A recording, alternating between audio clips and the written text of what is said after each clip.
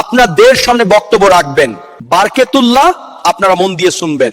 আজ আমি আপনাদের সঙ্গে একটি ভয়ঙ্কর কিন্তু সত্য বিষয় নিয়ে কথা বলতে চাই, আর সেই বিষয়টি হলো জাহান্নাম। জাহান্নাম হলো শাস্তির স্থান, যেখানে থাকবে কষ্ট, আর থাকবে আফসুস আর কানা।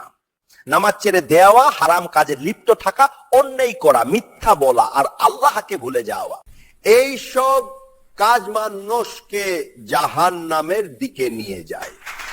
জাহান্নামের আগুন এই দুনিয়ার আগুনের মতো নয়, তা হবে বহু গুণ বেশি ভয়ঙ্কর। এখন সেখানে গেলে ঘুরে আসার কোনো সুযোগ থাকবে না। আল্লাহ তাআলা দয়ালু, তিনি চান না তার বান্দা জাহান্নামে যাক। তাই তিনি কোরআন নাজিল করেছেন, নবী পাঠিয়েছেন আমাদের বারবার সতর্ক করার জন্য। চলুন আমরা এখনই তওবা করি, যাতে আল্লাহ আমাদেরকে জাহান্নাম থেকে বাঁচিয়ে জান্নাত নসিব করেন।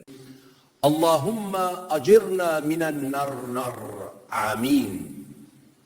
दुरूद पर